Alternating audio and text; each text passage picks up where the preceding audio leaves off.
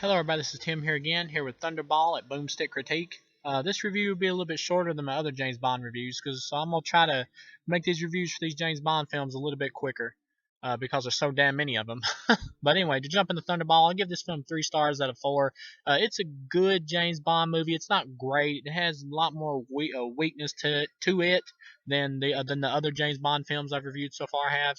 And the whole James Bond like sex magnet thing is even, like the James Bond's related characters, the character of James Bond, his relationship and his treatment of women. Uh, in this film, I just couldn't get into it. I hated a scene in this film when it comes to James Bond and a female character. He basically like forces himself on a female character in this movie and kisses her, and then she pushes him off and tells him she's not interested. In 5 seconds, he comes back, and then a little bit later, he comes back and he's like, "I won't tell your boss how crappy you did your job if you sleep with me." And she's like, "Okay, Mr. Bond." And I'm like, that made me mad, because it's like the old thing of when a woman says no, it really means yes, and when she says yes, of course it means yes. It's like no matter what a woman says, it's always yes to a man. I hate that kind of philosophy. And once again, I know these films are made in a different time period, but it's still fucking stupid. Sean Connery as James Bond, he's good again. Here, I think it's his weakest fucking. I'm trying to spit it out here. Weakest performance of the movie so far.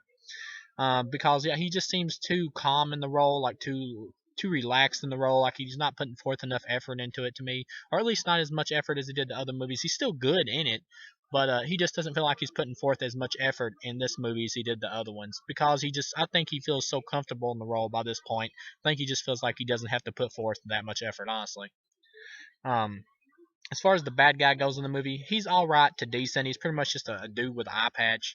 Spectre is once again here as the main bad guy group of the movie. They pretty much, I believe they stole 2 warheads in the movie. Um, another thing about this movie is you get to like the underwater part or whatever in the movie, which takes up the main chunk of the final. The underwater final of this movie, everybody, the bad guys are all wearing black and the good guys are all wearing red, so it's like almost impossible to tell which one is James Bond at some points, because everybody's wearing such similar clothes. It took me a minute or two every time he would skip to another scene in the underwater. Into another fight in the underwater battle at the end of the movie for me to tell which character was James Bond, because everybody looked exactly the fucking same. I do like the ending though, where James Bond and the girl Domino or whatever are on a life raft, and James Bond like lets up an air balloon, and a plane just flies by and catches it, and they go flying up in the air. I thought that was kind of neat.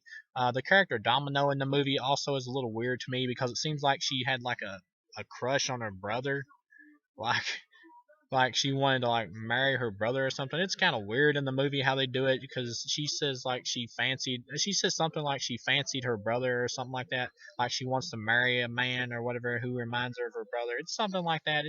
I don't know, it just came off weird to me, because it is weird.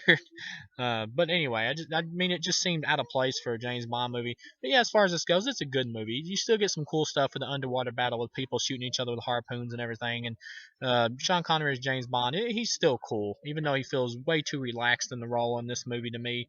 And you also get some cool you get some sharks in this movie, which is also cool. So for that, I can still give the movie 3 stars. So I'll see you guys again with the next James Bond review. And until then, this has been Boomstick, James Boomstick.